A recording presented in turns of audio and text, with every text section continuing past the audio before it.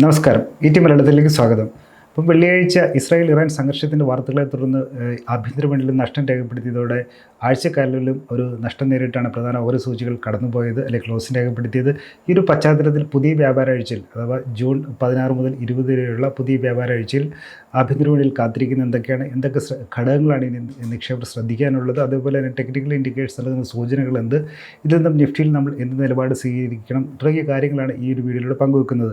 അപ്പോൾ നമുക്ക് ആദ്യം കഴിഞ്ഞ വ്യാപാരാഴ്ചയിലെ ജൂൺ 13 അവസാനിച്ച വ്യാപാരാഴ്ചയിലെ വരെയുള്ള പ്രകടനം ഒന്ന് വിശകലനം നോക്കുകയാണെങ്കിൽ നിഫ്റ്റി 24,719 ക്ലോസ് ചെയ്തിരിക്കുന്നത്. അത് വെള്ളിയാഴ്ച 0.68% ഡൗൺ ഉണ്ടായി. അങ്ങനെ നോക്കുമ്പോൾ ഒരു ആഴ്ചക്കാലവിൽ നിഫ്റ്റി 1.14%, അല്ല 1.14% ഇടിവോടെയാണ് ക്ലോസ് ചെയ്തിരിക്കുന്നത്. അപ്പം വെള്ളിയാഴ്ച ഒരു വലിയൊരു ഗ്യാപ് ഡൗണിലൂടെയാണ് ഓപ്പൺ ചെയ്തതെങ്കിൽ അതിൽ നിന്നൊരു റിക്കവറി നമുക്ക് കാണാൻ സാധിച്ചിട്ടുണ്ട്. 24,700 എന്നുള്ള നിലവാരത്തിന് മുകളിലുമാണ് ആ ഒരു വീക്ക്ലി ബേസിലുള്ളൊരു ക്ലോസിംഗ് നിഫ്റ്റിക്ക് ലഭിച്ചെന്നുള്ളത് ശ്രദ്ധേയമാണ്. സമാനമായി ബി.എസ്.സി മുഖ്യ സെൻസെക്സ് ആകട്ടെ 1.3% ഒരു നഷ്ടം രേഖപ്പെടുത്തിയാണ് വീക്ക്ലി ബേസിസിൽ ക്ലോസ് ചെയ്തിട്ടുള്ളത്. ബി.എസ്.സി സെൻസെക്സ് 81,119, അതായത് 81,100 നിലവാരങ്ങളിൽ ക്ലോസ് ചെയ്തു. ബ്രോഡർ മാർക്കറ്റിലൂടെ നമ്മൾ നോക്കുകയാണെങ്കിൽ ഒരു ഇച്ചിരൂടെ ഈ ബെഞ്ച് മാർക്ക് ഇൻഡിസസിനെക്കാട്ടും, അല്ലെങ്കിൽ പ്രധാനപ്പെട്ട അടിസ്ഥാന ഓഹരി സൂചികളെക്കാട്ടും ഒരു ഭേദപ്പെട്ട ഒരു പ്രകടനം കാഴ്ചവെച്ചായിട്ട് നമുക്ക് കാണാൻ കഴിയും. ഇപ്പോൾ ബി.എസ്.സി മിഡ് ക്യാപ് ഇൻഡെക്സ് ആകട്ടെ 0.9% ഒരു ഇടിവാണ് ഒരു weekly ബേസിസിൽ രേഖപ്പെടുത്തിയിട്ടുള്ളത്. BSc small cap index ആകട്ടെ 0.13% ഇടിവാണ്. അപ്പം അതായത് സെൻസെക്സ് അല്ലെങ്കിൽ നിഫ്റ്റി പോലെയുള്ള ബെഞ്ച് മാർക്ക് ഇൻഡിസസുകൾ 1% മുകളിലുള്ള വീക്ക്ലി നഷ്ടം രേഖപ്പെടുത്തിയപ്പോൾ, ആഴ്ചക്കാലവിലുള്ള നഷ്ടം രേഖപ്പെടുത്തിയപ്പോൾ ബി.എസ്.സി മിഡ് ക്യാപ്പ് അല്ലെങ്കിൽ small cap mid cap indices ആകട്ടെ 1% താഴെയുള്ള ഒരു ഇടിവ് മാത്രമേ നേരിട്ടുള്ളൂ എന്നുള്ളതാണ് ബ്രോഡർ മാർക്കറ്റ് കമ്പാരബിളി നോക്കുമ്പോൾ അതിൽ ഭേദപ്പെട്ട ഒരു ശക്തി കാണിച്ചു എന്ന് സൂചിപ്പിക്കാൻ കഴിയുന്നത്. ഇതോടെ ഇപ്പം മിഡ് ക്യാപ്പിലും സ്മോൾ ക്യാപ്പ് ഇൻഡെക്സിനെ നോക്കുകയാണെങ്കിൽ കഴിഞ്ഞ ഇതിന് മുന്നേയുള്ള 4 വ്യാപാരാഴ്ചകളിലും ഒരു തുടർച്ചയായ നേട്ടത്തിലായിരുന്നു ക്ലോസ് ചെയ്തിരുന്നെങ്കിൽ ആ ഒരു വിന്നിംഗ് സ്ട്രീക്കിനും ഒരു വിരാമമായിരിക്കുകയാണ്. ഇനി സെക്ടർ വൈസ് നോക്കുകയാണെങ്കിൽ പ്രോഫിറ്റ് ബുക്കിംഗ് ഒരു റിസർവ് ബാങ്കിൻ്റെ ആ ഒരു പ്രഖ്യാപനത്തോടുകൂടി, അല്ലെങ്കിൽ റേറ്റ് സെൻസിറ്റീവായിട്ട് സെക്ടേഴ്സിലുണ്ടായിരുന്ന ആ ഒരു റാലി ചെയ്തിട്ടുള്ള റേറ്റ് സെൻസിറ്റീവ് സെക്ടേഴ്സിലാണ് ഒരു പ്രോഫിറ്റ് ബുക്കിംഗ് കാണാനായത്. അതായത് റിയാലിറ്റി, ഫിനാൻഷ്യൽസ്, ഓട്ടോ പോലുള്ള റേറ്റ് സെൻസിറ്റീവ് സെക്ടേഴ്സിലാണ്. അതായത് ആർബിയുടെ പ്രഖ്യാപനങ്ങളുടെ മുന്നോടിയായിട്ട് അതിന് ശേഷവും റാലി പ്രകടമാക്കി ഓട്ടോ, റിയാലിറ്റി, ഫിനാൻഷ്യൽ സെക്ടറുകളിലാണ് ഒരു പ്രോഫിറ്റ് ബുക്കിംഗ് കാണാനായത്. അഥവാ ഒരു നഷ്ടം രേഖപ്പെടുത്തി വീക്ക്ലി ബേസിസിൽ ക്ലോസ് ചെയ്ത്. അതേസമയം IT, ഫാർമ സെക്ടറുകളിൽ ഒരു വീക്ക്ലി ഗെയിൻ രേഖപ്പെടുത്തിയതായിട്ട് കണ്ടു. ഇനിയിപ്പോൾ ഒരു നിഫ്റ്റി ഒരു വീക്ക്ലി ചാർട്ട് നോക്കുകയാണെങ്കിൽ ഒരു ബെയർ ക്യാൻഡിലാണ് ഫോം ചെയ്തിട്ടുള്ളത്. ഇതിനിടയിലും 24,500 എന്ന് പറയുന്ന നിർണായകമായ സപ്പോർട്ട് നിലവാരം കീപ്പ് ചെയ്യാനായി എന്നുള്ളതൊരു ആശ്വാസമേകുന്ന ഘടകമാണ്. 24,700 കൂടി ക്ലോസ് ചെയ്യാൻ സാധിച്ചിട്ടുണ്ട്. ഇപ്പം ഇസ്രായേൽ ഇറാൻ സംഘർഷത്തിൻ്റെ ഒരു പശ്ചാത്തലത്തിൽ ബ്രന്റ് ക്രൂഡ്, അതായത് ഗ്ലോബലി തന്നെയുള്ള ക്രൂഡ് ഓയിൽ വിപണിയിലെ ഒരു ഇൻഡിസസ്, ഏറ്റവും കൂടുതൽ ഫോളോ ചെയ്യുന്ന ഒരു ഇൻഡിസസായ ബ്രന്റ് ക്രൂഡ് നോക്കുകയാണെങ്കിൽ ആഴ്ചക്കാലവിൽ 18% വർധന രേഖപ്പെടുത്തിയിട്ടുണ്ട്. 74 ബാരലിന് $74 നിലവാരങ്ങളിലേക്ക് ആണ് വ്യാപാരം ചെയ്യപ്പെട്ടത്, അല്ലെങ്കിൽ വെള്ളിയാഴ്ച ക്ലോസ് ചെയ്തത്. ഇന്ത്യയെ സംബന്ധിച്ച് ഇന്ത്യയുടെ ഇന്ധന ആവശ്യകതയുടെ 85% ഇറക്കുമതിയിലൂടെ കണ്ടെത്തുന്ന രാജ്യമെന്ന നിലയിൽ ക്രൂഡ് ഓയിലിൽ ഉണ്ടാകുന്ന ഓരോ ഡോളർ വർധനവും നമ്മളെ സംബന്ധിച്ച് നെഗറ്റീവായിട്ടൊരു ഘടകമാണ്. ഇപ്പോൾ 74 എന്നുള്ളൊരു 60-65 നിന്നിരുന്ന ക്രൂഡ് ഓയിലാണ് ഒറ്റയടിക്ക് 2-3 ദിവസത്തെ ഒറ്റച്ചാട്ടത്തോടുകൂടി തന്നെ 74 നിലവാരങ്ങളിലേക്ക് എത്തിയത്. അതുകൊണ്ട് തന്നെ വരുന്ന ആഴ്ചയിലും ഒരു ശ്രദ്ധേയമായ ഘടകം തന്നെയാകും. ഗോൾഡ് നോക്കുകയാണെങ്കിലും 3.5% ഒരു വർധന, അത് തന്നെ ഒരു റിസ്കിൻ്റെ ഒരു ഫാക്ടറിൽ സേഫ് ഹാവൻ എന്നുള്ളൊരു ഡിമാൻഡിൽ ഗോൾഡിലും വീക്ക്ലി ബേസിസിൽ 3.5%-ഓളമുള്ള ഒരു നേട്ടം കാണാനായി. $3,440 രാജ്യാന്തര വിപണിയിൽ, അല്ലെങ്കിൽ ട്രോയ് ഔൺസ് ഗോൾഡിന് $3,440 രേഖപ്പെടുത്തിയിരിക്കുന്നത്. സമാനമായി അതിൻ്റെ ആഭ്യന്തര വിപണിയിലെ കാര്യം നോക്കുകയാണെങ്കിൽ കേരളത്തിൽ പവൻ്റെ വില 72,560 നിൽക്കുന്നത്. ഇതൊരു സർവ്വകാല റെക്കോർഡ് നിലവാരമാണ്. അതായത് 22 ക്യാരറ്റിൻ്റെ പവൻ 8 ഗ്രാമിൻ്റെ ഗോൾഡിന് 74,560 ഇന്നലെ ഇന്നുമായി ക്ലോസ് ചെയ്തിട്ടുള്ളത്. അതൊരു സർവ്വകാല റെക്കോർഡ് വില നിലവാരവുമാണ്. ഇനി വരുന്ന വ്യാപാരാഴ്ചയിൽ, അല്ലെങ്കിൽ പുതിയ വ്യാപാരാഴ്ചയിൽ വിപണിയെ സ്വാധീനിക്കുന്ന 5 ഘടകങ്ങളാണുള്ളത്. അപ്പോൾ ഏതൊക്കെയാണെന്ന് നമുക്ക് നോക്കാം. ഇതിൽ ആദ്യത്തേത് ഇറാൻ ഇസ്രായേൽ സംഘർഷവും അതിന് തുടർന്ന് ക്രൂഡ് ഓയിൽ വിപണിയിലുണ്ടാകുന്ന ആ ഒരു നീക്കവുമാണ്. അപ്പം ഇറാൻ ഇസ്രായേൽ സംഘർഷത്തിൻ്റെ ഒരു വാർത്ത, അല്ലെങ്കിൽ പുതിയ വാർത്തകൾ വിപണിയെ സംബന്ധിച്ച്, അല്ലെങ്കിൽ വിപണി സാഹചര്യം ശ്രദ്ധിക്കുക തന്നെ ചെയ്യും. സംഘർഷം മൂർച്ഛിക്കുന്ന രീതിയിലോട്ട് ഇപ്പം കഴിഞ്ഞ 3 ദിവസമായി നോക്കുമ്പോഴും പരസ്പരമുള്ള ആക്രമണങ്ങൾ നമുക്ക് കാണാനായി. ഇറാനിലേക്ക് ഇസ്രായേൽ ആക്രമണം നടത്തുന്നതിന് മറുപടിയായിട്ട് ഇറാൻ്റെ ഭാഗത്ത് നിന്ന് ഇസ്രായേലിലേക്കും ബാലിസ്റ്റിക് മിസൈലുകൾ ഉൾപ്പെടെയുള്ള ആക്രമണങ്ങൾ കാണാനാകുന്നുണ്ട്. എനർജി രണ്ട് കൂട്ടരും അവർ അത് ശത്രു രാജ്യങ്ങളുടെ അല്ലെങ്കിൽ എതിർ രാജ്യങ്ങളുടെ എനർജി അസറ്റുകളെയാണ് പ്രധാനമായിട്ടും ഫോക്കസ് ചെയ്തിട്ടുള്ളതെന്ന് നമുക്ക് കാണാൻ സാധിക്കും. അപ്പം ഒപെക്കിൻ്റെ കൂട്ടത്തിൽ നോക്കുമ്പോൾ ഇറാൻ മൂന്നാമത്തെ വലിയൊരു ക്രൂഡ് ഓയിൽ ഉൽപ്പാദകരാണ്. US സാങ്ഷൻസ് കാരണം പൂർണ്ണമായിട്ട് തുറന്നു കിട്ടിയിട്ടില്ലെങ്കിൽ പോലും അപ്പം ഓയിൽ റിച്ച് ആയിട്ടുള്ള ഒരു മേഖലയിൽ, ഗ്ലോബലി തന്നെയുള്ള ഒരു ഓയിൽ റിച്ച് ആയിട്ടുള്ളൊരു മേഖലയിൽ നടക്കുന്ന സംഘർഷത്തിന് നമ്മുടെ വിപണിയിലും അതിൻ്റേതായിട്ടുള്ള പ്രാധാന്യമുണ്ട്, അല്ലെങ്കിൽ സ്വാധീനം ചെലുത്താൻ കഴിയും. ക്രൂഡ് ഓയിൽ വിപണിയിലും അതിനനുസരിച്ചുള്ള മാറ്റങ്ങൾ വരും. അതുകൊണ്ട് തന്നെ വരുന്ന വ്യാപാര ആഴ്ചയിലും ഒരു ക്രൂഡ് ഓയിൽ ശ്രദ്ധേയമായ ഘടകമായി ഇരിക്കും. അതേപോലെ ഇറാൻ ഇസ്രായേൽ തമ്മിലുള്ള വാർത്തകളും നമ്മൾ ശ്രദ്ധിക്കേണ്ടതുണ്ട്. ഇപ്പോൾ ഇതിനിടെ US ഇറാനും തമ്മിൽ ന്യൂക്ലിയർ വിഷയത്തിൽ നടന്ന ചർച്ച, ഒമാനിൽ നടത്താനിരുന്ന ചർച്ച ഇതിനിടയിൽ റദ്ദാക്കപ്പെട്ടിട്ടുമുണ്ട്. അപ്പം നേരത്തെ സൂചിപ്പിച്ച പോലെ ഇന്ത്യക്ക് വേണ്ട ക്രൂഡ് ഓയിൽ ആവശ്യത്തിന് 85%-ലേറെയും ഇറക്കുമതിയിലൂടെ കണ്ടെത്തുന്നതിനാൽ ക്രൂഡ് ഓയിലിൻ്റെ വിലയിലുണ്ടാകുന്ന ഏതൊരു വർധനവും നമ്മുടെ അടുത്ത് ഇപ്പം നിയന്ത്രണ വിധേയമായിക്കൊണ്ടിരിക്കുന്ന ഇൻഫ്ലേഷനെ ഷൂട്ടപ്പ് ചെയ്യാൻ പറ്റുന്ന ഒരു ഘടകമാണ്. അങ്ങനെ ഉണ്ടെന്നുണ്ടെങ്കിൽ അതൊരു തീർച്ചയായിട്ടും ഇപ്പം ഇൻട്രസ്റ്റ് റേറ്റുകളൊക്കെ കുറച്ച് പണപ്പെരുപ്പമൊക്കെ ഒരു ഒതുങ്ങിയ നിലയിൽ, നിയന്ത്രണ വിധേയമായ നിലയിൽ നിൽക്കുന്ന സമയത്തൊരു സാമ്പത്തിക വളർച്ചയ്ക്ക് ഗതിവേഗം കിട്ടേണ്ട ഒരു ഘട്ടത്തിലാണ് ഇത്തരം ഒരു പ്രതികൂല സ്ഥിതിവിശേഷം സംജാതമാകുന്നതെങ്കിൽ അതിൻ്റെ ഒരു നമ്മളെ സംബന്ധിച്ച് ആഭ്യന്തര വിപണിക്ക് സംബന്ധിച്ച് ബുദ്ധിമുട്ടുണ്ടാകുന്നൊരു ഘടകം തന്നെയാണ്. ഇപ്പം നോക്കുകയാണെങ്കിൽ കഴിഞ്ഞ ആഴ്ചയിൽ ക്രൂഡ് ഓയിൽ ക്ലോസ് ചെയ്തിരിക്കുന്ന $74. അപ്പം 2022 ഒക്ടോബറിന് ശേഷം നോക്കുമ്പോൾ ഏറ്റവും വലിയൊരു വീക്ക്ലി ഗെയിനാണ് ക്രൂഡ് ഓയിൽ രേഖപ്പെടുത്തിയിട്ടുള്ളത്. അപ്പം ഇപ്പോഴത്തെ രീതിയിൽ ക്രൂഡ് ഓയിൽ കമ്മോഡിറ്റി മാർക്കറ്റിലെ പ്രധാനപ്പെട്ട അനലിസ്റ്റുകളൊക്കെ സൂചിപ്പിക്കുന്ന പ്രകാരം ഇപ്പോഴത്തെ ഒരു എസ്കലേഷൻ ഇറാൻ ഇസ്രായേലിന് പോകുന്ന കണ്ടിട്ട് $80 ഒരു തൊട്ടടുത്ത് തന്നെ ക്രൂഡ് ഓയിൽ എത്താമെന്നാണ് പറയുന്നത്. കറണ്ട് അക്കൗണ്ട് ഡെഫിസിറ്റ് അങ്ങനെയുള്ള പല മാക്രോ എക്കണോമിക് ഘടകങ്ങൾ വെച്ച് നോക്കുമ്പോൾ ക്രൂഡ് ഓയിൽ $84 മുകളിൽ പോകുന്ന ഒരു ഘട്ടത്തിൽ അത് ഇന്ത്യയെ സംബന്ധിച്ച് ഒരു ഫിനാൻഷ്യലി ബുദ്ധിമുട്ടുണ്ടാക്കുന്ന ഘടകങ്ങളാണ്. അതിൻ്റെ ആ ഒരു 84 വരെയുള്ള ഒരു പരിധി ഇന്ത്യക്ക് മീൻസ് അത്രയും വലിയൊരു പരിധിയിൽ തന്നെയാണ് ഇതുവരെ ഉണ്ടായിരുന്ന പല GDP ആയാലും ഫോർകാസ്റ്റുകളും ഒക്കെ റിസർവ് ബാങ്കിൻ്റെ ഭാഗത്തു നിന്നായാലും എല്ലാം ഉണ്ടായിട്ടുള്ളതിനാൽ, കേന്ദ്ര സർക്കാരിൻ്റെ ഭാഗത്തു നിന്നൊക്കെ ഉണ്ടായിട്ടുള്ളതിന് $84 വരെ എത്തുന്നതിനെ സംബന്ധിച്ച് ക്രൂഡ് ഓയിലിനെ സംബന്ധിച്ച് നമുക്ക് ഉൾക്കൊള്ളാൻ ആവും. മീൻസ് അതൊരു പ്രൈസ് ഏറെക്കുറെ അത് ഒരു ഉൾക്കൊണ്ടിട്ടുള്ള അവസ്ഥ തന്നെ ഈ ഫോർകാസ്റ്റുകളിൽ വന്നിട്ടുള്ളതിനാൽ, പക്ഷേ ഇത് എത്രത്തോളം നിൽക്കും, ഉയർന്ന നിലവാരങ്ങളിൽ നിൽക്കുന്നത് നമുക്ക് ഒരു വിൻഫോൾ ഗെയിൻ പോലെ കിട്ടേണ്ടിയിരുന്ന ലാഭത്തെ തട്ടിമാറ്റുന്ന ഒരു ഘടകമാണ്. അതുകൊണ്ട് തന്നെ ക്രൂഡ് ഓയിൽ വില വർധനവും മാർക്കറ്റിനെ സംബന്ധിച്ച് ശ്രദ്ധിക്കേണ്ട ഒരു ഘടകം തന്നെയാണ്. ഇറാൻ ഇസ്രായേൽ സംഘർഷം തമ്മിലുള്ള വാർത്തകളും നമ്മൾ വിടാതെ പിന്തുടരണം. ഇനി അതേപോലെ നോക്കുകയാണെങ്കിൽ രണ്ടാമത്തെ പ്രധാനപ്പെട്ട ഘടകം ഫെഡറൽ റിസർവ് യോഗമാണ്. അതായത് അമേരിക്കയുടെ കേന്ദ്ര ബാങ്കാണ്.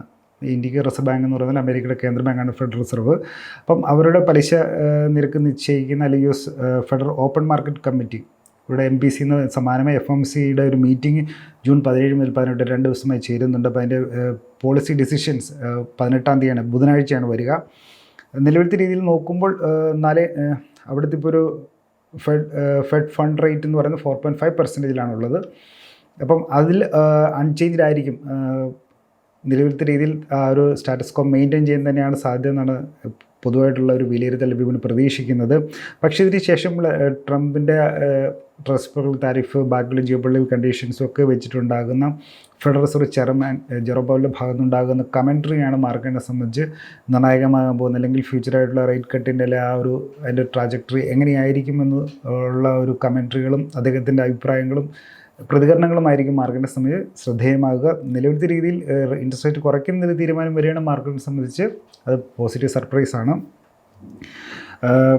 പക്ഷേ നിലവിലത്തെ രീതിയിൽ അത് പ്രതീക്ഷിക്കുന്നത് റേറ്റ് അൺചേഞ്ച്ഡ് ആയിരിക്കും. പ്രത്യേകിച്ചും ഇത്തരം ഘടകങ്ങളൊക്കെ മുന്നിൽ നിൽക്കുന്നതുകൊണ്ട് തന്നെ വരുന്ന ആഴ്ചയിൽ ഒരുപാട് കേന്ദ്ര ബാങ്ക് ലോകരാജ്യങ്ങളിലെ കേന്ദ്ര ബാങ്കുകൾക്ക് യോഗങ്ങൾ ചേരുന്നുണ്ട്. ഇതിൽ ഏറ്റവും പ്രധാനമായിട്ടും നമുക്ക് ശ്രദ്ധിക്കേണ്ടത് ബാങ്ക് ഓഫ് ജപ്പാനും ബാങ്ക് ഓഫ് ഇംഗ്ലണ്ടുമാണ്. അത് ജപ്പാൻ്റെയും ബ്രിട്ടൻ്റെയും കേന്ദ്ര ബാങ്കുകളുടെ മീറ്റിംഗാണ്. ജൂൺ 17 മുതൽ 19 വരെയാണ് ബാങ്ക് ഓഫ് ജപ്പാനും ബാങ്ക് ഓഫ് ഇംഗ്ലണ്ടും പോളിസി മീറ്റിംഗ്സിനായിട്ട് യോഗം ചേരുന്നത്, പോളിസി മീറ്റിംഗ്സ് നടത്തുന്നത്. ഈ രണ്ട് കേന്ദ്ര ബാങ്കുകളും നിലവിലത്തെ രീതിയിൽ പലിശ നിരക്ക് അല്ലെങ്കിൽ ആ സ്റ്റാറ്റസ് കോ മെയിൻറ്റെയിൻ ചെയ്യുന്നതിനെയാണ് വിപണി പ്രതീക്ഷിക്കുന്നത്. US താരിഫിൻ്റെ ബന്ധപ്പെട്ട ഘടകങ്ങൾ ജിയോ പൊളിറ്റിക്കലൊക്കെ ഒരു അൺസർട്ടനിൻ്റെ പശ്ചാത്തലത്തിൽ അവർ റേറ്റ് മാറ്റത്തില്ലാതെ തന്നെയാണ് കഴിയുന്നത്. ഇപ്പോൾ കഴിഞ്ഞ തവണത്തെ ബാങ്ക് ഓഫ് ജപ്പാൻ്റെ യോഗത്തിൽ പലിശ നിരക്ക് മാറ്റിയിട്ടില്ല. 0.5% ആയിരുന്നു അവിടുത്തെ അടിസ്ഥാന പലിശ നിരക്ക് നിലനിർത്തിയിരുന്നത്. പക്ഷേ കഴിഞ്ഞ തവണ ബാങ്ക് ഓഫ് ഇംഗ്ലണ്ടിൻ്റെ യോഗത്തിൽ പലിശ നിരക്ക് 25 BPS അല്ലെങ്കിൽ 0.25% നിരക്ക് പലിശ നിരക്ക് കുറച്ചിരുന്നു. അവിടെ ഇപ്പം 4.25% അവിടുത്തെ ഒരു അടിസ്ഥാന പലിശ നിരക്ക് എന്ന് പറയുന്നത്. അപ്പം ഇപ്പോൾ ഈ ജൂൺ 17 മുതൽ 19 വരെ ചെന്ന ബാങ്ക് ഓഫ് ജപ്പാൻ്റെ ബാങ്ക് ഓഫ് ഇംഗ്ലണ്ടിൻ്റെ പോളിസി മീറ്റിങ്ങുകളും നിരക്ക് മാറ്റം ഉണ്ടാകത്തില്ല എന്ന് തന്നെയാണ് പ്രതീക്ഷിക്കുന്നത്. അവിടെ നിന്ന് എന്തെങ്കിലും ഇതിൽ ബാങ്ക് ഓഫ് ജപ്പാൻ്റെ പലിശ നിരക്ക് കൂട്ടുന്നൊരു സ്ഥിതിവിശേഷമുള്ളത് വീണ്ടും മാർക്കറ്റ് നെഗറ്റീവാണ്. പക്ഷേ നിലവിലത്തെ സാഹചര്യത്തിൽ വിപണിയിൽ ഇപ്പോൾ പ്രതീക്ഷിക്കുന്ന രണ്ടുപേരും റേറ്റ് അൺചേഞ്ച്ഡ്, അതുപോലെ തന്നെ US ഫെഡറൽ റിസർവിൻ്റെ ഭാഗത്തു നിന്നും റേറ്റ് അൺചേഞ്ച്ഡ് ആയിരിക്കുമെന്നാണ് പ്രതീക്ഷിക്കുന്നത്. ഇനി മൂന്നാമത്തെ ഘടകം എന്ന് പറയുന്നത് G7 മീറ്റിംഗ് ആണ്. അപ്പോൾ ലോകത്തെ ഏറ്റവും വികസിത സമ്പദ്ഘടനകളായ 7 രാജ്യങ്ങളുടെ ഒരു കൂട്ടായ്മയാണ് G7 എന്ന് പറയുന്നത്. ജൂൺ 15 മുതൽ 17 വരെയാണ് 57ാമത്തെ അവരുടെ ഒരു ആനുവൽ മീറ്റിങ്ങിനായിട്ട് കാനഡയിൽ യോഗം ചേരുന്നത്. പ്രത്യേക ക്ഷണിതാവ് ഇന്ത്യയും ക്ഷണിച്ചിട്ടുണ്ട്. പ്രധാനമന്ത്രി നരേന്ദ്രമോദി അതിനെ പുറപ്പെടുകയും ചെയ്തിട്ടുണ്ട്. അപ്പം ഇവിടുത്തെ ഒരു പ്രത്യേക അല്ലെങ്കിൽ ഈ ഒരു യോഗം നമ്മളെ സംബന്ധിച്ച് എങ്ങനെയാണ് ഡൊമസ്റ്റിക് മാർക്കറ്റ്സിന് പ്രത്യേകതയാകുന്നത് ചോദിച്ചാൽ US പ്രസിഡന്റ് ട്രംപും G7 യോഗത്തിൽ പങ്കെടുക്കുന്നുണ്ട്. മോദിയും പ്രധാനമന്ത്രി മോദിയും പങ്കെടുക്കുന്നുണ്ട്. അപ്പോൾ ഇതിൻ്റെ ഈ G7 മീറ്റിങ്ങിൻ്റെ സൈഡ് ലൈൻ ഒരു ഭാഗമായിട്ട് തന്നെ അല്ലെങ്കിൽ മാറിയിരുന്ന അല്ലെങ്കിൽ ഒരു ഉഭയകക്ഷി ചർച്ചകൾ നടക്കുന്നുണ്ടെങ്കിൽ റെസിപ്രോക്കൽ താരിഫ് അല്ലെങ്കിൽ അമേരിക്കയുടെ പകർച്ചൊന്നും വിഷയത്തിൽ ജൂലൈ 8 അല്ലെങ്കിൽ 9 ആകുമ്പോഴത്തേക്കും ആ മരവിപ്പിച്ച കാലാവധി തീരുകയാണ് 90 ദിവസത്തെ. അപ്പോൾ അതിന് മുന്നേ ബൈലാറ്ററൽ ട്രേഡ് എഗ്രിമെൻറ്റ് ഇന്ത്യയും US തമ്മിലുള്ള ഉഭയകക്ഷി വ്യാപാരക്കാരനുള്ള ചർച്ചകൾ ആദ്യഘട്ടത്തിൽ വളരെയധികം പുരോഗമിച്ചിട്ട് നമ്മൾ കഴിഞ്ഞ 2-3 ആഴ്ചയായിട്ട് നമുക്ക് അതിനെപ്പറ്റിയുള്ളൊരു പുരോഗതിയെ സംബന്ധിച്ച് കേട്ടിട്ടുള്ള ഒരു ചർച്ചകൾ എവിടെ എന്തൊക്കെ വിഷയങ്ങൾ തട്ടി നിൽക്കുന്നതായിട്ട് പ്രധാനമായും മനസ്സിലാക്കുന്ന അഗ്രികൾച്ചറുമായി ബന്ധപ്പെട്ടിട്ടുള്ള ഇന്ത്യയിലെ സെക്ടർ ഓപ്പൺ അപ്പ് ചെയ്യണം എന്നാണ് US ഡിമാൻഡ്. പക്ഷേ അതിലാണ് ഇന്ത്യക്ക് അതൊരു അഗ്രികൾച്ചർ സെക്ടറിൽ അത്തരം ഒരു നീക്കം അനുവദിക്കാൻ കഴിയില്ല എന്നുള്ള നിലപാടിലാണ് ഇന്ത്യ നിൽക്കുന്നത്. അപ്പോൾ ആ ഒരു വിഷയങ്ങളിൽ അതേപോലത്തുള്ള സമാന വിഷയങ്ങൾ തട്ടിയാണ് ചർച്ചകളുടെ പുരോഗതിയിൽ പിന്നീട് കാര്യമായ ഒരു അനക്കങ്ങളും അല്ലെങ്കിൽ നമ്മൾ വാർത്തകളൊന്നും കേൾക്കായിരുന്നത്. അപ്പോൾ നേരിട്ട് 2 രാജ്യങ്ങളുടെ ഭരണത്തലവന്മാർ തമ്മിൽ കണ്ടുമുട്ടുന്നൊരു അവസരത്തിൽ അതുമായി ബന്ധപ്പെട്ടുള്ള ബൈലാറ്ററൽ ട്രേഡ് എഗ്രിമെൻറ്റ് അല്ലെങ്കിൽ ഇന്ത്യയും US തമ്മിലുള്ള ഒരു ഇടക്കാല വ്യാപാര കരാറിനെ സംബന്ധിച്ച് എന്തെങ്കിലും വാർത്തകൾ വരുന്നുണ്ടെങ്കിൽ അത് പോസിറ്റീവ് വാർത്തയാണെങ്കിൽ മാർക്കറ്റ് സംബന്ധിച്ച് ഗുണകരമായൊരു നീക്കമാവും. വിപണി അത് ഇപ്പോഴത്തെ രീതിയിൽ നോക്കുമ്പോൾ വളരെ അൺഎക്സ്പെക്റ്റഡ് ആണ്. അത് പ്രതീക്ഷിച്ചിരുന്നു. അതിൻ്റെ ഇടയിൽ ഇന്ത്യ പാക് സംഘർഷം വന്നു.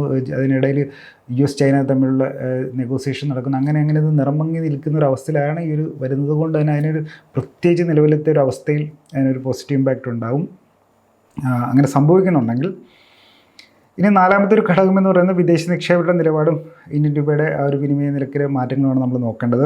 അപ്പം ഇപ്പോഴത്തെ കറണ്ട് സിനാറിയോയിൽ ഇപ്പം വെള്ളിയാഴ്ചയും വെച്ച് നോക്കുമ്പോൾ ഫോറിൻ പോർട്ട്ഫോളിയോ ഇൻവെസ്റ്റേഴ്സ് അല്ലെങ്കിൽ ഫോറിൻ ഇൻസ്റ്റിറ്റ്യൂഷണൽ ഇൻവെസ്റ്റേഴ്സ് ആകട്ടെ നെറ്റ് സെല്ലേഴ്സ് ആയിട്ടുണ്ട്. നമുക്കിപ്പോൾ അതായത് ക്യാഷ് സെഗ്മെൻറ്റിൽ ഫോറിൻ ഇൻസ്റ്റിറ്റ്യൂഷണൽ ഇൻവെസ്റ്റേഴ്സ് ഒരു നെറ്റ് സെല്ലേഴ്സായിട്ടാണ് നമുക്ക് ജൂൺ മാസം ഇതുവരെയുള്ളൊരു പ്രകടനം നോക്കുമ്പോൾ കാണാനാകും. 4,812 കോടി രൂപയുടെ ഒരു നെറ്റ് സെല്ലിംഗ് ആണ് അവർ ക്യാഷ് സെഗ്മെൻറ്റിൽ നടത്തിയിട്ടുള്ളത്. അല്ലെങ്കിൽ അത്രയും മൂല്യമുള്ള ഇന്ത്യൻ ഓഹരികളാണ് അവർ വിറ്റൊഴിവാക്കിയിട്ടുള്ളത്.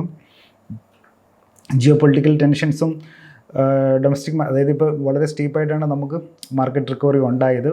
അപ്പോൾ അതിനെ തുടർന്നുള്ള മാർക്കറ്റ് വാല്യുവേഷൻസുമാണ് ഫോറിനേഴ്സ് അവർ കൺസേൺ ആയിട്ട് പറയുന്നത്. അതിനോടൊപ്പം തന്നെ റുപ്പിയുടെ വീക്ക്നെസ്സും ഉണ്ട്. അപ്പം നിലവിലത്തെ ജിയോ പൊളിറ്റിക്കൽ ഒരു കണ്ടീഷൻ്റെ ഒരു പശ്ചാത്തലത്തിൽ അല്ലെങ്കിൽ FPIs വീണ്ടും സെല് ചെയ്യാൻ ആരംഭിക്കേണ്ടത് മാർക്കറ്റിനെ സംബന്ധിച്ചൊരു അധിക സമ്മർദ്ദം ഉണ്ടാക്കുന്നൊരു ഘടകമാണ്. അല്ലെങ്കിൽ നമ്മളെ താഴെ നിലവാരങ്ങളിൽ തന്നെ പിടിച്ചിടാൻ ഇടയാക്കുന്നൊരു ഘടകമാണ്. അതുപോലെ തന്നെ രൂപയുടെ കാര്യം നോക്കുകയാണെങ്കിൽ രൂപ US ഡോളറിനെതിരായുള്ള വിനിമയ നിരക്ക് പറയുന്നത് 86.5 ആയിരുന്നു. 52 പൈസയുടെ ഒരു ഇടിവ് ഉണ്ടായിട്ടുണ്ടായിരുന്നു. അല്ലെങ്കിൽ രൂപയുടെ വിനിമയ നിരക്ക് ദുർബലമായിട്ടുണ്ടായിരുന്നു.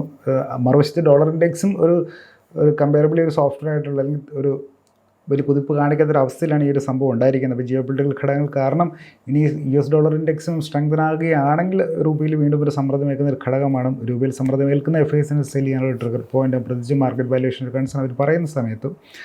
അപ്പോൾ അത് വിപണിയെ സംബന്ധിച്ചും ഇന്ത്യൻ രൂപയെ സംബന്ധിച്ചും ഒരു തിരിച്ചടിയാകാവുന്ന ഒരു ഘടകമാണ്. അപ്പോൾ അതുകൊണ്ട് തന്നെ ഈ രണ്ടിൻ്റെ ഒരു നീക്കങ്ങളും അത് സംബന്ധിച്ച് വാർത്തകളും ഫോളോ ചെയ്യുന്നത് നന്നായിരിക്കും. ഇനി നമുക്ക് ശ്രദ്ധിക്കാനുള്ളൊരു ഘടകം ടെക്നിക്കൽ അനാലിസിസ് ആണ്. അപ്പോൾ അതിന് മുമ്പ് ഒരു ബ്രോഡർ മാർക്കറ്റ് ഔട്ട്ലുക്ക് നമ്മൾ നോക്കുകയാണെങ്കിൽ നിഫ്റ്റി മിഡ് ക്യാപ്പ് താരതമ്യേന ശക്തമാണെന്ന് നമുക്ക് കാണാൻ കഴിയും. ഒരു 28% റാലിക്ക് ശേഷം ഒരു ഹെൽത്തി റീട്രേസ്മെൻറ്റ് ഇവിടെ നടന്നിട്ടുണ്ട്. അതുകൊണ്ട് തന്നെ ഇവിടെ ഒരു ഭേദപ്പെട്ട പ്രകടനം കാഴ്ചവെക്കാൻ കഴിയുമെന്ന് അപ്പം അതായത് 2-3 ഫാക്ടേഴ്സ് ഉള്ളതുകൊണ്ട് തന്നെയാണ്. ഇപ്പം ഏപ്രിലിലെ ലോയ്ക്ക് ശേഷം നോക്കുകയാണെങ്കിൽ മിഡ് ക്യാപ്പ് ഇൻഡെക്സിൽ ഇതുവരെ 6% കറക്ഷൻ ഒരു സമയത്തും നടന്നിട്ടുമില്ല. വീക്ക്ലി ചാർട്ട് നോക്കുകയാണെങ്കിലും പ്രീവിയസ് വീക്കിലൂടെ താഴെ ക്ലോസ് ചെയ്തിട്ടുമില്ല. അതൊരു പിന്നെ അപ്പോഴത്തെ അതേപോലെ അങ്ങനെ നോക്കുമ്പോൾ അത് ഇപ്പോഴത്തെ ഒരു മാർക്കറ്റ് സിനാറിയോ ഈ വോൾട്ടാലിറ്റി ഉണ്ടെങ്കിൽ പോലും ഒരു കമ്പയറബിളി ഒരു ഭേദപ്പെട്ട ഒരു നിലവാരം അല്ലെങ്കിൽ ശക്തി കാണിക്കാൻ സാധ്യതയുള്ള ഒരു ഏരിയയാണ് മിഡ് ക്യാപ്പ് സ്പേസ് എന്ന് പറയുന്നത്. നിഫ്റ്റി മിഡ് ക്യാപ്പ് ഇൻഡെക്സ് ആ ഒരു ഇപ്പോഴത്തെ അതിൻ്റെ ഒരു ചാർട്ടിൻ്റെ ഒരു സെറ്റപ്പ് വെച്ച് നോക്കുമ്പോഴും ആ ഒരു ശക്തി പ്രകടിപ്പിക്കാനുള്ള സാധ്യത കാണുന്നു.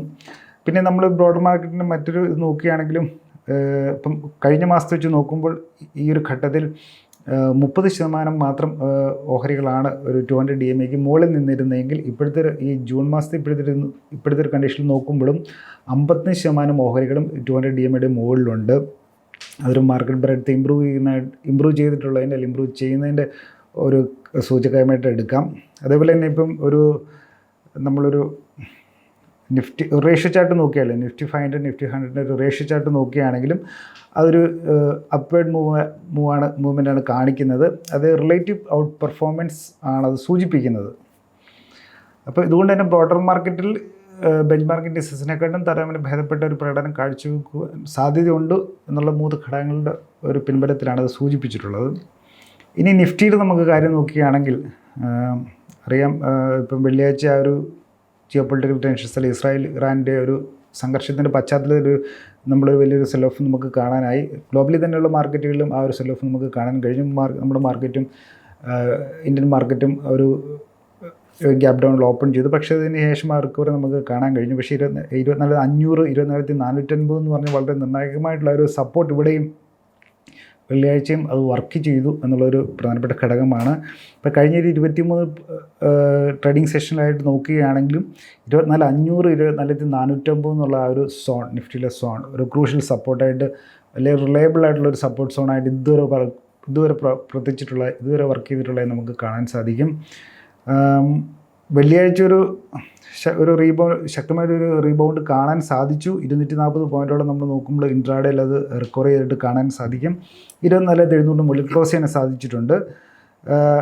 പക്ഷേ എന്നിരുന്നാലും ഒരു ഡിസിസീവ്ലി ആ ഒരു ട്രെൻഡിനെ ഷിഫ്റ്റ് ചെയ്യാൻ മാത്രമുള്ള ഒരു ഇതിൽ കൊണ്ട് നമുക്ക് നിർത്തിയിട്ടില്ല. പ്രത്യേകിച്ച് ജിയോ പൊളിറ്റിക്കൽ ഘടകങ്ങൾ ഒരു ബാക്ക്ഗ്രൗണ്ടിൽ നിൽക്കുമ്പോൾ അതിൻ്റെ ഒരു അഭാവം നമുക്കിത് കാണാൻ കഴിയും.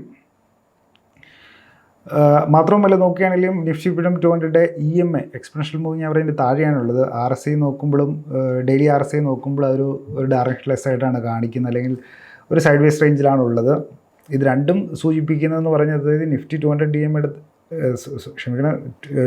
നിഫ്റ്റി 200 EMAക്ക് താഴെയും RSIയിൽ ഡെയിലി RSIയിൽ ഒരു ഡയറക്ഷൻലെസ് ആയിട്ട് അല്ലെങ്കിൽ സൈഡ് വേസ് റേഞ്ചിലും കാണിക്കുക എന്ന് പറഞ്ഞാൽ അർത്ഥം ലാക്ക് ഓഫ് മൊമെൻറ്റം എന്നുള്ളതാണ് അതിൻ്റെ അത് രണ്ട് സൈഡിലേക്കായാലും ഒരു ലാക്ക് ഓഫ് ഒരു സ്ട്രോങ് അതായത് ഒരു സ്ട്രോങ് മൊമെൻറ്റത്തിൻ്റെ അഭാവമാണ് രണ്ട് സൈഡിലേക്കും കയറാനായാലും ഇറങ്ങാനായാലും നമ്മളൊരു സൂചിപ്പിക്കുകയാണ്. അപ്പം ഈ ഒരു പശ്ചാത്തലത്തിൽ ഓവറോൾ ഒരു ചാർട്ട് സ്ട്രക്ചർ സജസ്റ്റ് ചെയ്യുന്നത് മാർക്കറ്റ് ഇപ്പോൾ നിൽക്കുന്ന ഒരു സൈഡ് വേസ് അല്ലെങ്കിൽ കൺസോൾട്ടേഷൻ എന്നൊക്കെ ഉള്ളൊരു ഇതാണ് കാണിക്കുന്നത്. അതായത് ഒരു കീ സപ്പോർട്ടിൻ്റെ കീ റെസിസ്റ്റൻസിൻ്റെ ഏരിയയിൽ ഇടയ്ക്കിൽ തങ്ങി നിൽക്കുക, അതിൻ്റെ ഇടയിൽ അതായത് ഒരു ഡയറക്ഷണൽ കൺവിക്ഷൻ ബുദ്ധിമുട്ടുള്ള ഒരു ഇതായിട്ട് കാണിക്കുക. അപ്പം ഇപ്പോഴത്തെ രീതി വെച്ച് നോക്കുമ്പോൾ സൈഡ് വേസ് അല്ലെങ്കിൽ ഒരു കൺസോൾട്ടേഷൻ ഫേസിലോട്ട് കടന്നായിട്ട് നമുക്ക് കാണാൻ കഴിയും. ജിയോ പൊളിറ്റിക്കൽ ഒരു അൺസർട്ടനിറ്റി തന്നെയാണ് മാർക്കറ്റിനെ അത് ബാധിച്ചിരിക്കുന്നത്. അപ്പം അതുപോലെ തന്നെ ടെക്നിക്കൽ ഇൻഡിക്കേറ്റേഴ്സിന് പ്രോപ്പറായിട്ടുള്ളൊരു അല്ലെങ്കിൽ അവിടെ നിന്നൊരു ക്ലിയർ ആയിട്ടൊരു സിഗ്നൽ ലഭിക്കാത്തൊരു പശ്ചാത്തലത്തിൽ കോഷ്യസ് തന്നെയാണ് ഒരു പ്രധാനപ്പെട്ട ഒരു നല്ല മികച്ച നിലപാട്, അല്ലെങ്കിൽ ജാഗ്രത തന്നെയാണ് പ്രധാനം. അപ്പം ഇവിടെ ട്രേഡർമാരെ സംബന്ധിച്ച് വരുന്ന ആഴ്ചയിൽ വാച്ച് ആൻഡ് വെയിറ്റ് എന്നുള്ള ഈ പറഞ്ഞ സപ്പോർട്ടാണോ റെസിസ്റ്റൻസ് ആണോ ആദ്യം ബ്രേക്ക് ചെയ്യുന്നതനുസരിച്ചിട്ടുള്ളൊരു പൊസിഷൻ എടുക്കുന്നതായിരിക്കും നല്ലത്. അതായത് ബ്രേക്ക് ഔട്ടാണോ ബ്രേക്ക് ഡൗൺ ആണോ ആദ്യം നടക്കുന്നുള്ളത് നോക്കിയിട്ട് അല്ല അടുത്ത മൂവ് എന്തായിരിക്കുമെന്ന് ഈ ഒരു നിർണായക സപ്പോർട്ട് അല്ലെങ്കിൽ റെസിസ്റ്റൻസ് ബ്രേക്ക് ചെയ്യുന്ന എവിടെയാണെന്ന് അറിഞ്ഞിട്ട് എടുക്കുന്നതായിരിക്കും നല്ലത്. അതുകൊണ്ട് തന്നെ ട്രേഡേഴ്സ് ഒരു വാച്ച് ആൻഡ് വെയിറ്റ് നിലപാട് സ്വീകരിക്കുന്നതായിരിക്കും. അടുത്ത 2-3 സെഷനുകളിലെങ്കിലും ഒരു മികച്ച സമീപനമെന്ന് കരുതുന്നു. ഇതിൽ നിഫ്റ്റിയിൽ ശ്രദ്ധിക്കേണ്ട ലെവലുകൾ പറയുകയാണെങ്കിൽ 24,500 450 ഒരു വളരെ നിർണായകമായിട്ടുള്ളൊരു സപ്പോർട്ട്.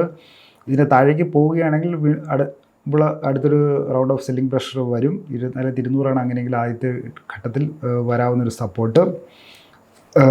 ഇപ്പോഴത്തെ നമ്മളൊരു ഓപ്പൺ ഇൻട്രസ്റ്റ് ഡേറ്റയൊക്കെ നോക്കുകയാണെങ്കിലും ഇപ്പോഴത്തെ രീതിയിൽ 24,500 താഴെ അധികം കോൾ റേറ്റിങ്ങുകളൊന്നുമില്ല. പുട്ട് റേറ്റിങ്ങുകളാണ് കൂടുതലും ഉള്ളത്. മണ്ടയിൽ ഇനി വരുമ്പോൾ എങ്ങനെയാണെന്ന് നമുക്ക് പറയേണ്ടിയിരിക്കുന്നു. പക്ഷേ എന്നിട്ട് നോക്കിയാണെങ്കിൽ ഇപ്പോഴത്തെ രീതിയിൽ നോക്കുമ്പോൾ കണ്ടൊരു കാര്യം സൂചിപ്പിച്ചാണ് അപ്പോൾ അതുകൊണ്ട് തന്നെ 20,500 20,450 ഒരു സ്ട്രോങ് സപ്പോർട്ടായിട്ട് നിൽക്കുമെന്ന് കരുതാം. പക്ഷേ ഇനിയും ഗ്ലോബലി വരുന്ന വാർത്തകളൊക്കെ തന്നെയാണ് നമ്മളെ സ്വാധീനിക്കുന്നത്. ഇപ്പോൾ 24,450 താഴെ പോയാലായിരിക്കും ഒരു അടുത്തൊരു വലിയൊരു സെൽ ഓഫിനുള്ള ഒരു സാധ്യത, അല്ലെങ്കിൽ സെല്ലിംഗ് പ്രഷർ എമർജ് ചെയ്യാനുള്ള സാധ്യത. അങ്ങനെയെങ്കിൽ 24,200 നിലവാരങ്ങളിലേക്ക് നിഫ്റ്റി നീങ്ങപ്പെടാം. അതേപോലെ തന്നെ മറുവശത്ത് നോക്കുകയാണെങ്കിൽ 24,850 24,900 ഒരു ഇമ്മീഡിയറ്റ് ആയിട്ടുള്ളൊരു റെസിസ്റ്റൻസ് സോൺ നമുക്ക് പറയാൻ കഴിയുക.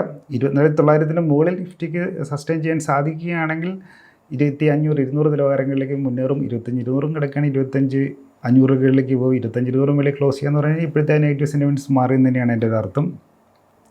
ഇപ്പോൾ ചുരുക്കത്തിൽ പറയുകയാണെങ്കിൽ നിഫ്റ്റി ഒരു കൺസോൾട്ടേഷൻ റേഞ്ചിലേക്ക് വീണ്ടും റീ എൻട്രി ചെയ്യപ്പെട്ടു എന്ന് തന്നെയാണ് സൂചിപ്പിക്കാനുള്ളത്. അപ്പോൾ 24,400 24,200 24,400 എന്നുള്ള ആ ഒരു സോണിൽ നിൽക്കാനാണ് സാധ്യത. മീൻസ് ഇതിൻ്റെ എവിടെയാണോ ആദ്യം ബ്രേക്ക് ചെയ്യുന്ന ആ ഒരു ഡയറക്ഷനിലേക്ക് നിഫ്റ്റി, അല്ലെങ്കിൽ അടുത്തൊരു നെക്സ്റ്റ് ഡയറക്ഷനിൽ ട്രെൻഡ് വരുന്ന 24,400 അല്ലെങ്കിൽ 25,200 എവിടെ ബ്രേക്ക് ചെയ്യുന്ന ആ ഒരു ഇതിലോട്ടായിരിക്കും. അപ്പോൾ അതൊരു വാച്ച് ആൻഡ് വെയിറ്റ് സമീപനമായിരിക്കും ഒരു സാധാരണക്കാരെ സംബന്ധിച്ച് നല്ലതെന്ന് കരുതുന്നു. എന്തായാലും ടെക്നിക്കൽ ഇൻഡിക്കേറ്റേഴ്സ് കാണിക്കുന്ന ഒരു കോഷന് വേണ്ടിയിട്ട് തന്നെയാണ്. എന്നാൽ പാനിക്കേണ്ട ആവശ്യമില്ല. ഇതിന് മുന്നേ ഒരു 5-6 മേജർ ജിയോ പൊളിറ്റിക്കൽ ഇവൻറ്റുകൾ എടുത്ത് നോക്കിയാലും ആദ്യത്തെ ഒരു നീജർക്ക് റിയാക്ഷന് ശേഷം ഇന്ത്യൻ മാർക്കറ്റ് സ്റ്റെബിലൈസ് ചെയ്യുന്നതിനാണ് കണ്ടിട്ടുള്ളത്. ഇത്തരം വീഴ്ചകൾക്കിടയിൽ അല്ലെങ്കിൽ ഇത്തരം തിരിച്ചടികൾക്കിടയിൽ ക്വാളിറ്റി സ്റ്റോക്കുകൾ ഒരു ലോങ് ടൈം മീഡിയം ടൈമിൽ വാങ്ങിയിട്ടുള്ളവർക്കൊക്കെ പിന്നീട് ഒരു മികച്ച നേട്ടം ലഭിച്ചിട്ടുള്ളതായും നമുക്ക് മാർക്കറ്റിൻ്റെ ഹിസ്റ്ററി വെച്ചിട്ടായാലും പാസ്റ്റ് പെർഫോമൻസ് വെച്ചിട്ടായാലും നമുക്ക് കാണാൻ കഴിയും. അതുകൊണ്ട് തന്നെ ടെക്നിക്കൽ ഇൻഡിക്കേറ്റേഴ്സ് സൂചിപ്പിക്കുന്നുണ്ട് കുറച്ച് ജാഗ്രത വേണമെങ്കിൽ, പക്ഷേ പാനിക് ചെയ്യേണ്ട ആവശ്യമില്ല. ഇത്തരം ഘട്ടങ്ങളിലൊക്കെ ക്വാളിറ്റിയുള്ള സ്റ്റോക്കുകൾ ഒരു മീഡിയം ടൈം ലോങ് ടൈമിലേക്ക് ഉള്ളൊരു കാഴ്ചപ്പാടിൽ പോർട്ട്ഫോളിയോയിലിട്ട് ആഡ് ചെയ്യുന്നതാണ് ഒരു മികച്ച സമീപനം എന്നാണ് നമ്മൾ ചരിത്രം സൂചിപ്പിച്ചു തരുന്നത്. അപ്പോൾ ഇത്തരം കാര്യങ്ങളാണ് സൂചിപ്പിക്കാനുള്ളത്. ഞാനൊരു സെബി രജിസ്റ്റേർഡ് അനലിസ്റ്റ് ഒന്നുമല്ല. മാർക്കറ്റുമായി ബന്ധപ്പെട്ട കാര്യങ്ങൾ ഒരു അക്കാഡമിക് പർപ്പസിൽ ഷെയർ ചെയ്യുന്നു മാത്രം. വരുന്ന ആഴ്ച എല്ലാവർക്കും നല്ലതായിട്ടെന്ന് ആശംസിച്ചുകൊണ്ട് നിർത്തുന്നു. വീണ്ടും കണ്ടുമുട്ടാം. നന്ദി, നമസ്കാരം.